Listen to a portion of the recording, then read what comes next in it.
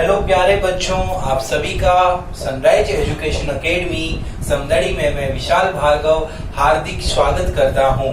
तो हम बात कर रहे थे कक्षा 12वीं के चैप्टर सेकंड विद्युत फ्लक्स के बारे में, और विद्युत फ्लक्स की जो अवधारणा है वो हमारे गाउस भाई साहब ने दी थी। और गाउस भाई साहब का जो नियम था पाई बराबर Q अपॉन एप्सिलॉन नॉट, इस नियम पर आधारित हमने कुछ अनुप्रयोगों को देखा। तो हमने 4 प्रकार के अनुप्रयोग देखे। पहला आपके एक तार के कारण था, दूसरा आपके एक नॉन कंडक्टिंग सीट के कारण था जिसको हम अचालक परत के कारण बोलते हैं, तीसरा जो था वो प्लेट के कारण था, कंडक्टिंग प्लेट पट्टिका चालक पट्टिका के कारण, चौथा जो था वो गोलीय कोष के कारण था। और आज हम बात करेंगे पांचवे की और छठे की। तो पांचवा जो है वो हमारा है आवेशित चालक गोले के कारण। कोष और गोले में मैंने अंतर आपको बताया था। शेल और सॉलिड स्पेयर में क्या अंतर होता है? सॉलिड स्पेयर होता है, और अगर वह होलो स्पेयर है, अंदर से खोखला है, तो उसको मैं किस नाम से जानूंगा?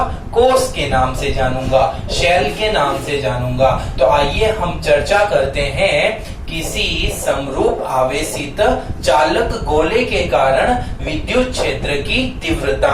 तो पांचवा अनुप्रयोग है बेटा हमारा, और पांचवा अनुप्रयोग कौन सा है? ये समरूप आवेशित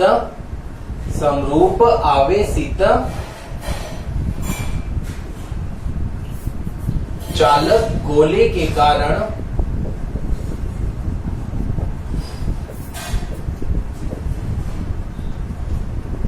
विद्युत क्षेत्र की तीव्रता। विद्युत क्षेत्र की तीव्रता इंग्लिश में बेटा क्या बोलेंगे आप लोग? Intensity of electric field due to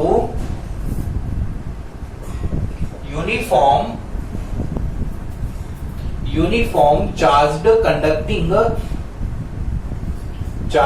conducting sphere. Okay बेटा, ये ठोस स्पेयर है, मतलब मैंने यहाँ पर एक चालक गोला ले लिया, और इस चालक गोले, ये ठोस चालक का गोला है, और यदि मैं इसको आवेश देता हूं तो आवेश जो है वो इसकी सतह पर ही आ जाता है, मतलब अंदर नहीं जाएगा। क्यों नहीं जाएगा अंदर? क्योंकि यह चालक है, कंडक्टर है। कंडक्टर पर यदि हम आवेश देते हैं तो वहां आवेशों का वितरण पृष्ठीय रूप से होता है, सरफेस पे आप चार्ज का डिस्ट्रीब्यूशन होता है। तो यहाँ आवेश जो है वो कैपिटल आर का यदि गोला है, और यदि मैं उसको आवेश देता हूं तो आवेश जो है वो पृष्ठीय रूप से उसके ऊपर वितरित हो जाएगा, और जैसे ही ये पृष्ठीय रूप से वितरित होगा तो हमारा अनुप्रयोग 4 बन जाएगा। अब कैसे बनेगा 4? जैसे 4 वाले अनुप्रयोग में भी आवेश जो था वो इसके सरफेस पे ही था, उसी प्रकार यहाँ कंडक्टिंग स्पेयर की बात करता हूं, चालक गोले की। तो उस केस में भी जो चौथा आपका अनुप्रयोग था कल जो हमने किया था, वही अनुप्रयोग इसके लिए करना है।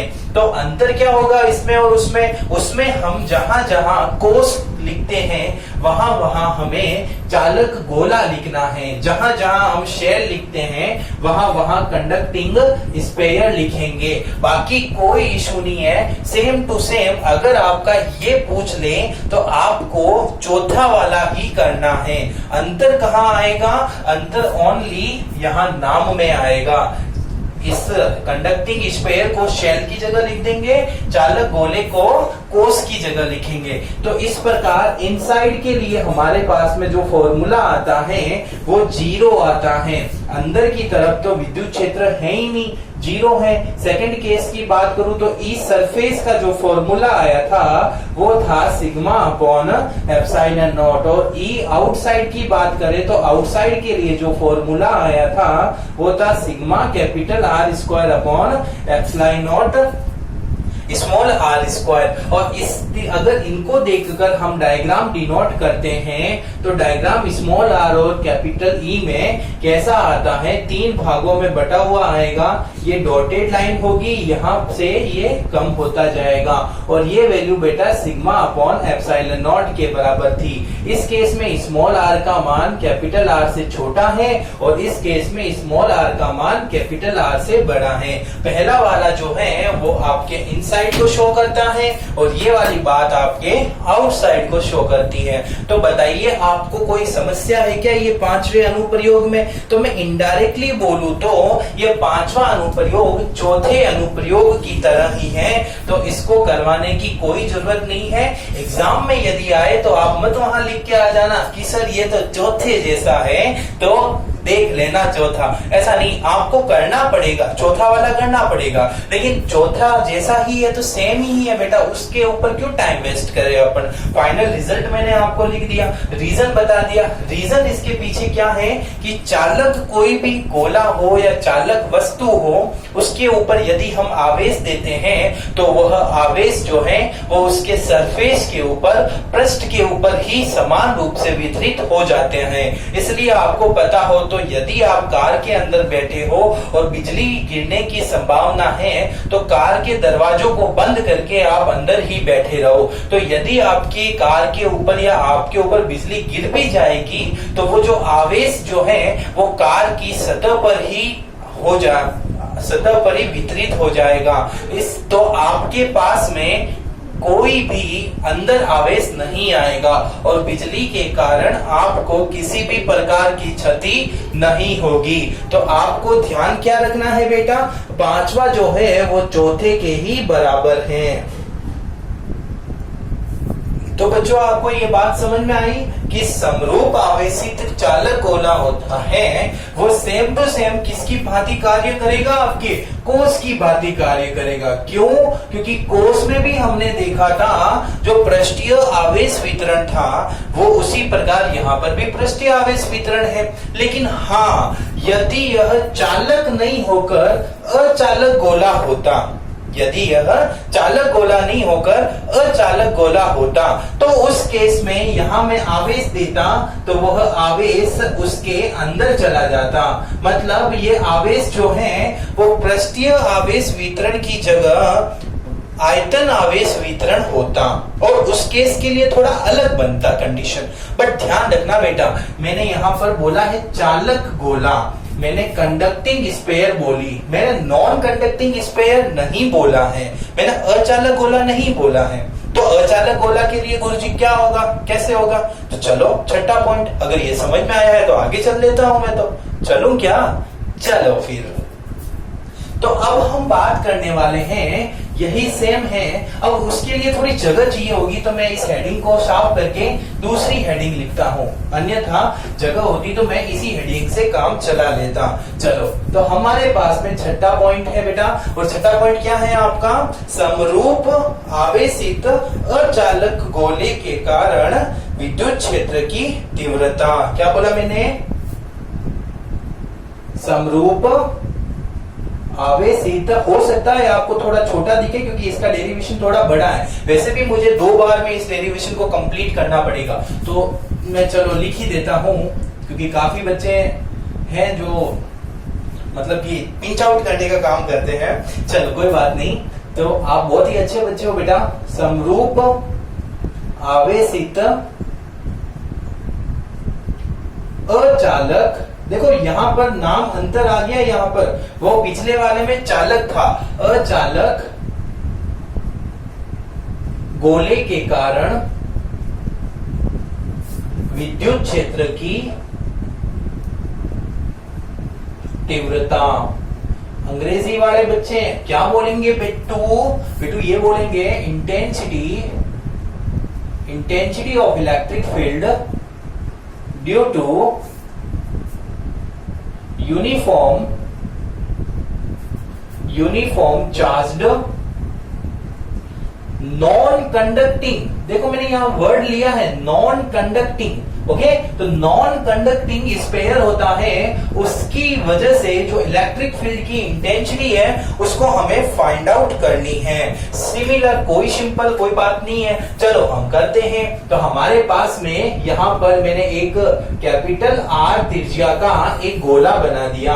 कौन सा त्रिज्या का? कैपिटल आर त्रिज्या का। ये लो कैपिटल आर त्रिज्या का मैंने गोला बनाया है, और यह गोला जो है वो ठोस है और कैसा है बेटा? अचालक है, मतलब नॉन कंडक्टिंग है।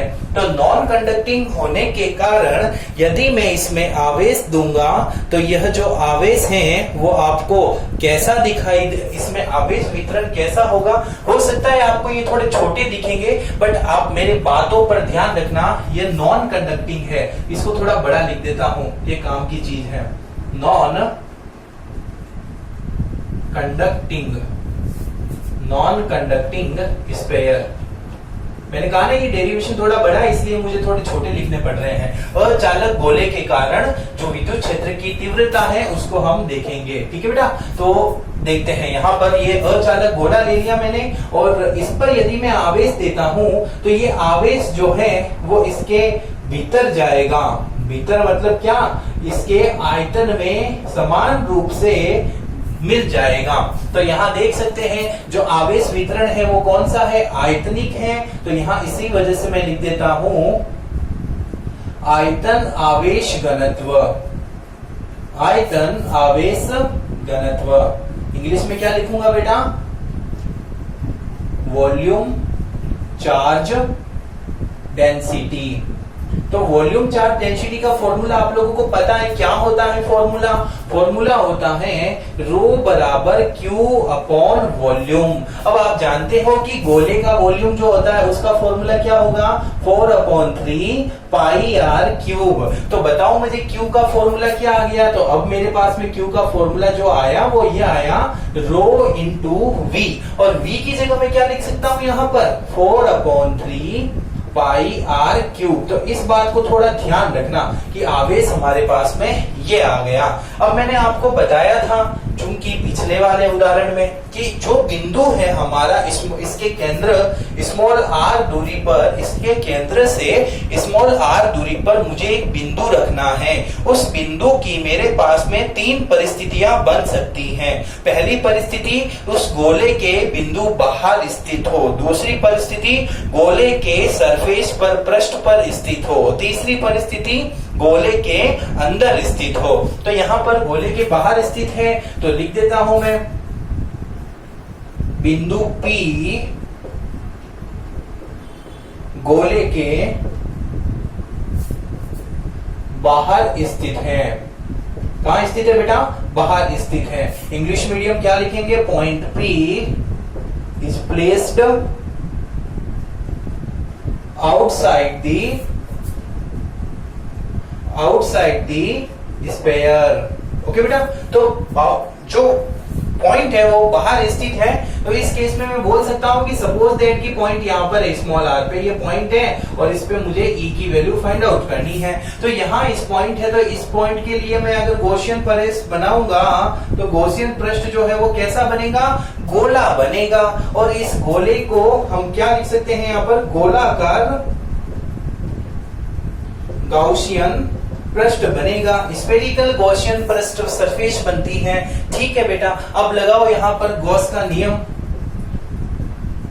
गॉस का नियम, अब बताओ बेटा गॉस का नियम क्या होगा? फाई बराबर इंटीग्रेशन ई डॉट ds बराबर q अपॉन एप्सिलॉन। ठीक है, अब यहाँ पर थोड़ा ओपन करते हैं इसको, इस चीज को ओपन करते हैं। तो मुझे बताओ यहाँ पर इस बिंदु पर डायरेक्शन जो है क्षेत्र की, वो भी क्षेत्रफल की डायरेक्शन आउटसाइड बाहर होगी, ई की भी डायरेक्शन बाहर है, दोनों की डायरेक्शन सेम है। तो इन दोनों के बीच में बनने वाला कोण कितना होगा? 0 डिग्री। तो यहां लिख देता हूं मैं ईडीएस कोस 0 बराबर Q अपॉन एप्सिलॉन नॉट। अब आप सबको पता है कि कोस 0 का मान 1 होता है। अब E को बाहर ले लिया मैंने और इंटीग्रेशन ds बराबर Q अपॉन एप्सिलॉन नॉट। अब ये जो इंटीग्रेशन ds है ना, ये इंटीग्रेशन ds जो है वो इस गॉसियन पृष्ठ का क्षेत्रफल है।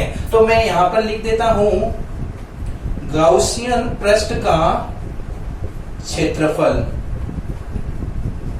इंग्लिश मीडियम क्या बोलेंगे आप लोग? एरिया ऑफ गॉसियन पृष्ठ। तो सिग्मा ds का फॉर्मूला, अब बताओ ये बेटा है तो गोला ही है ना, और गोले का पृष्ठीय क्षेत्रफल का सूत्र क्या होता है? 4 पाई r स्क्वायर। कौन सा r? स्मॉल r, क्योंकि स्मॉल r वाला है ना, तो 4 पाई स्मॉल r स्क्वायर। बच्चे बस इसमें कंफ्यूज हो जाते हैं कि यहाँ पर देखो कंफ्यूज कहाँ हुए पता है? हमने एक चीज गलती कर दी। यहाँ आयतन आवेश घनत्व के लिए भैया आपने फॉर्मूला 4/3 पाई r क्यूब लगाया, तो ये 4/3 स्मॉल का r कैसे लगा दिया आपने? बोला तो कैपिटल R का है। तो यही गलती हम टीचर आपके सामने कर रहा है, तो बच्चे भी जरूर कर रहे होंगे, इसलिए मैंने लिखा। अगर कमेंट बॉक्स में किसी ने उस टाइम पे लिखा है तो मैं मानूंगा कि वो बच्चा ध्यान रख रहा है पढ़ने में। तो बेटा यहाँ पर क्या होगा? 4 पाई स्मॉल r स्क्वायर। चलो अब वैल्यू रख देते हैं यहाँ पर, तो e की जगह तो e रख दो और इसकी जगह लिख देंगे 4 पाई स्मॉल r स्क्वायर। अब बेटा q है, इस q की जगह हम क्या रखेंगे यहाँ पर? ये देखो q की जगह आप क्या लिख सकते हो? रो इंटू 4/3 पाई r क्यूब। और अपॉन में बेटा कौन आ जाएगा आपके? अपॉन में चलो अभी मत रखो, अभी तो q ही रखो, लो q रखते हैं, q अपॉन एप्सिलॉन नॉट। ठीक है, अब चलो बाद में रख देंगे, मैं दो फॉर्मूले निकालूंगा। अब मुझे बताओ ये 4 पाई r स्क्वायर नीचे लेके जाऊं क्या? नीचे लेके जाऊंगा तो कुछ ऐसे फॉर्मूला नहीं बनेगा E आउटसाइड का, या E बराबर फॉर्मूला बन जाएगा Q upon 4 pi epsilon not r square. क्या किया मैंने? 4 पाई को एप्सिलॉन नॉट के आगे रख दिया, r स्क्वायर के पीछे रख दिया, तो Q upon 4 pi epsilon not r square. तो मेरी बात सुनो, ये 4 पाई r स्क्वायर है, 4 पाई एप्सिलॉन नॉट, इसको k लिखते हैं ना अपन, KQ अपॉन r स्क्वायर। तो कुछ याद आ रहा है क्या? जी हाँ, ये KQ अपॉन r स्क्वायर गुलाम वाला ही है। चलो अब हम Q का मान भी रख देते हैं, तो ये फॉर्मूला भी थोड़ा ध्यान रखना। और अब Q का मान रख के अपन फॉर्मूला निकालेंगे। तो Q का मान क्या होता है बेटा? यहाँ पर पीछे रख देता हूँ, Q का मान होता है रो इंटू 4/3 पाई r क्यूब। तो वैल्यू रख दो यहाँ पर 4/3 पाई r क्यूब, और मल्टीप्लाई में कौन आ जाएगा बेटा? यहाँ पर रो आ जाएगा, रो। और होल अपॉन में कौन है यहाँ पर? 4 pi epsilon naught small r square. 4 पाई से 4 पाई क्या हो गया? कैंसिल। तो वैल्यू, फाइनल वैल्यू अपने पास में क्या बच गई? 4 नहीं, रो r क्यूब, ये 3 नीचे चला जाएगा, तो 3 epsilon naught small r square. तो हमारे पास में E आउटसाइड के लिए दो फॉर्मूले आ रहे हैं। दो फॉर्मूले कैसे? पहला फॉर्मूला ये Q upon 4 pi epsilon not r square. दूसरा फॉर्मूला ये वाला क्या है बेटा? रो r cube upon 3 epsilon not r square. और ये फॉर्मूला जो है वो अपने किसके लिए आया है? E आउटसाइड के लिए आया है। तो स्क्रीनशॉट ले लीजिए। ओके, तो ये E आउटसाइड के लिए फॉर्मूला आ गया अपने पास में। क्या फॉर्मूला आया है? E आउटसाइड के लिए फॉर्मूला आया है Q upon 4 pi epsilon not r square, या फिर रो r cube upon 3 epsilon not r square. ठीक है बेटा, अब हम बात करते हैं, ये पहला पॉइंट आ गया। इसमें आप देख सकते हैं E की वैल्यू जो है वो R के ऊपर कैसे निर्भर कर रही है? उल्टी निर्भर कर रही है। उल्टी का मतलब कैसे? मतलब कि प्रोपोर्शनल नहीं होकर व्युत्क्रमानुपाती है। चलो अब हमारा दूसरा कंसेप्ट आता है। दूसरा कंसेप्ट क्या आता है कि यदि बिंदु P जो है वो गोले की सतह पर स्थित है, तो मैं ये साफ कर रहा हूं, स्क्रीनशॉट लिया आप लोगों ने? ओके, कहां पर स्थित है? सतह पर स्थित है। तो मैं इसको साफ कर देता हूं। और अब मेरे पास में जो सेकंड आएगा वो क्या आएगा? सेकंड केस क्या है? बिंदु P गोले की सतह पर स्थित है। कहां स्थित है बेटा? सतह पर स्थित है, मतलब point P is placed on the surface of sphere. और कौन सा स्पेयर है ये? नॉन कंडक्टिंग स्पेयर है, अचालक गोले की सतह पर स्थित है। तो उस केस में मैं बहुत अच्छे से जानता हूं कि स्मॉल r का मान जो है वो मेरे कैपिटल R के बराबर हो जाएगा। तो मुझे करना क्या है, स्मॉल r की जगह कैपिटल R करना है। तो इस सरफेस का मेरे पास में फॉर्मूला आ जाएगा कुछ इस प्रकार। क्या फॉर्मूला आएगा? Q अपॉन 4 पाई capital R square, small r की जगह कैपिटल R आ जाएगा, या फिर रो r cube upon 3 epsilon not और अपॉन में r स्क्वायर आ जाएगा। तो आप समझ सकते हैं कि यहां से एक r कैंसिल हो गया। तो फाइनल फॉर्मूला मेरे पास में इस सरफेस का क्या बच गया बेटा? Q upon 4 pi epsilon not r square, या फिर रो r अपॉन 3 एप्सिलॉन नॉट। तो ये वाला फॉर्मूला भी ध्यान रखना कि सरफेस पे होता है तो formula rho r upon 3 epsilon naught आता है। और अब यहाँ पर तीसरा केस, तो ये दोनों केस जो हैं वो आपको ध्यान रखने हैं। लिख दो साइड में, अभी दो फॉर्मूले लिख दो। ई आउटसाइड के लिए ये फॉर्मूला होता है रो r cube upon 3 epsilon not r square, और ई सरफेस के लिए ये फॉर्मूला होता है। मतलब कहने का कि यह फॉर्मूला लिखने से मैं अभी क्या ग्राफ बनाऊंगा ना, तो थोड़ा ध्यान रहेगा। तो ये दोनों को मैं हटा रहा हूं और मेरे पास में अब तीसरा केस बनेगा। और तीसरा केस जो है वो थोड़ा ध्यान से आप 5 मिनट थोड़ा संयम रख के समझना, आपको समझ में आ जाएगा, ये गारंटी मैं लेता हूं। बट ध्यान पूरा यहां होना चाहिए। तीसरा केस ही सबसे टफ है। बिंदु P गोले के अंदर स्थित है, अंदर स्थित है। कहां है बेटा P? पॉइंट P जो है, point P is inside the sphere. और कौन सा स्पेयर है? ये नॉन कंडक्टिंग स्पेयर है। ठीक है, तो डायग्राम से अपन देखते हैं कि भाई कैसे। तो डायग्राम देखो, ये रहा डायग्राम। ये तो आपका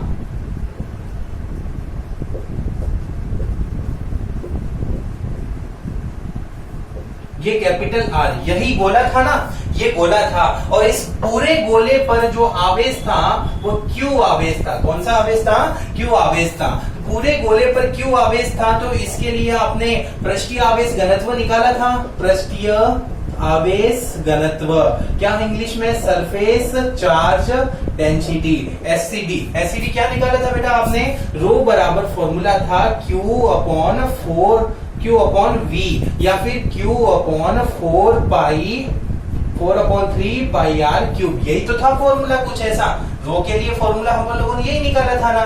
तो आपको थोड़ा ध्यान रखना है। तो मैं थोड़ा अच्छे से लिख देता हूं ताकि आपको स्पेस अच्छा मिल जाए। तो रो बराबर Q अपॉन V, या फिर Q अपॉन 4/3 पाई R क्यूब। ये फॉर्मूला है अपने रो के लिए। लेकिन मैं मान के चलता हूं कि अब मेरा पॉइंट जो P है, वह P बिंदु जो है वो आपके इस गोले के अंदर स्थित है।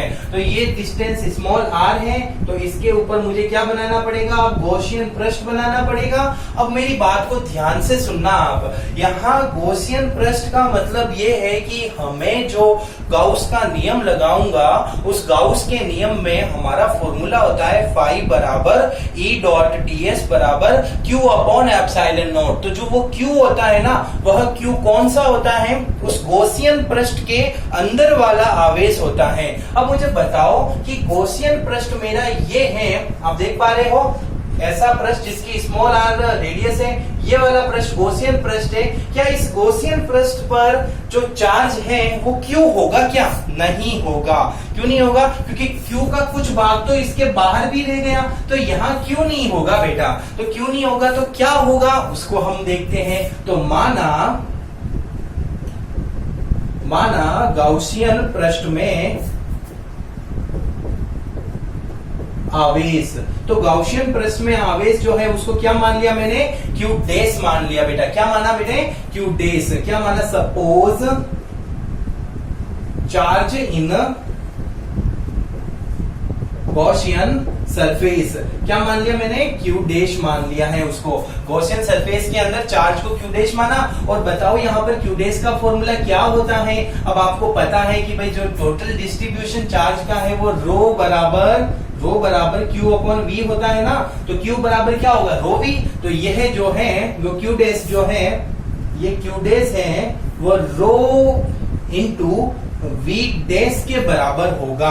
अब यहाँ पर चीज को समझने की कोशिश करना। यहाँ पर इस फॉर्मूले से Q बराबर रो वी हो सकता है ना, तो Q डैश बराबर रो इंटू वी डैश हो गया। अब ये वी डैश क्या है? ये वी डैश ध्यान से सुनना, यह वी डैश जो है वो गॉसियन पृष्ठ का आयतन है। गॉसियन पृष्ठ का आयतन है बोले तो 4/3 पाई r क्यूब है।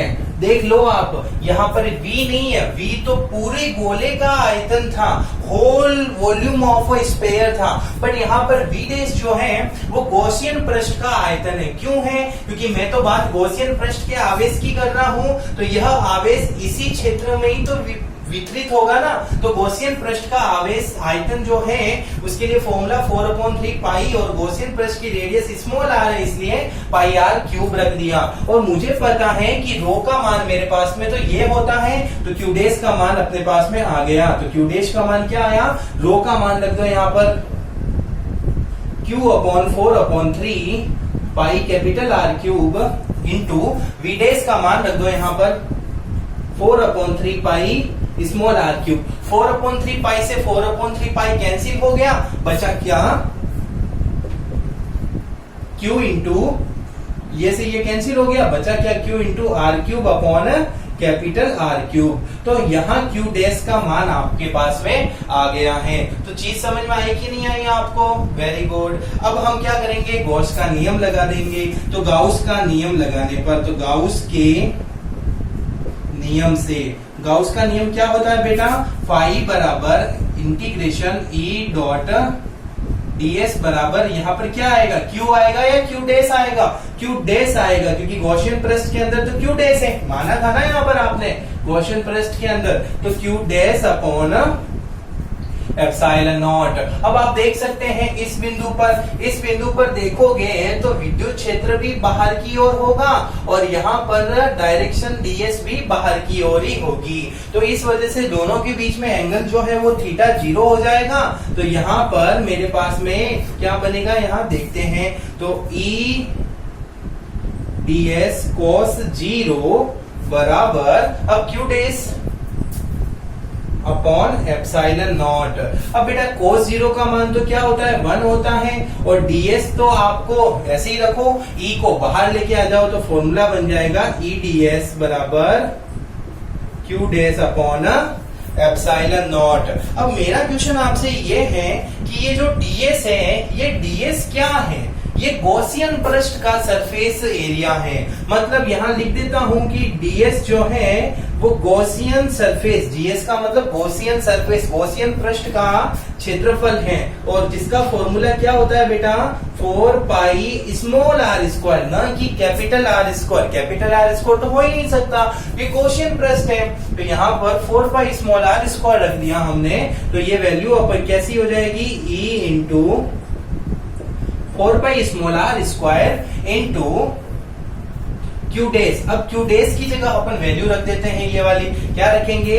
q into R cube upon epsilon naught into R cube. यही तो है ना कि q डैश की जगह मैंने ये वैल्यू रख दी, एप्सिलॉन नॉट तो है ही है। अब थोड़ा सा इसको सॉल्व करने की कोशिश करो, तो यहाँ पर E जो आर स्क्वायर है ये आर क्यूब है, तो ये कैंसिल हो जाएगा। बचेगा क्या यहाँ पर? तो E का फॉर्मूला, तो E का फॉर्मूला क्या बच गया?